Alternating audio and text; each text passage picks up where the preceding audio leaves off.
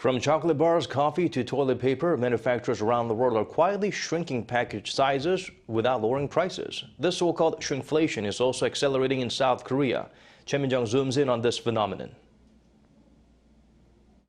These snacks are the same flavor and they're made from the same company. They're actually identical, but let's try weighing them with these scales.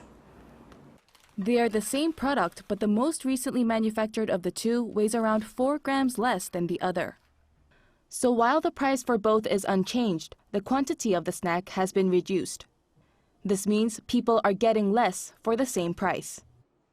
This phenomenon has been dubbed shrinkflation, meaning products are getting smaller, but prices are reflecting the higher costs of living. Aside from chips, this kind of downsizing has also been seen in chocolate bars and yogurt. I realize that the quantity has really shrunk recently.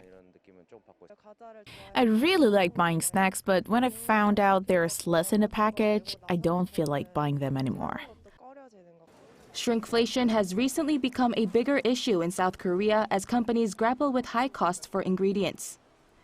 In October, prices for 70 out of 73 processed food items increased from a year ago. The biggest jump was seen for cooking oil and flour.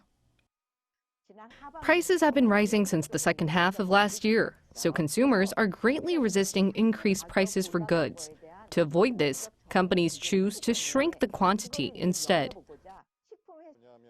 It makes me question whether I would want to buy products that have been downsized. Consumers like myself could lose faith in the company as well. However, shrinkflation isn't new.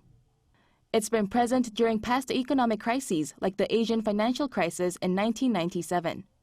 Consumers criticized companies for filling chip bags with more nitrogen to reduce the number of chips. Although companies explained it was to prevent the chips from breaking, the public was not persuaded. The same has been happening overseas. In the US, a small box of tissues that originally came with 65 sheets shrunk to 60 a couple of months ago.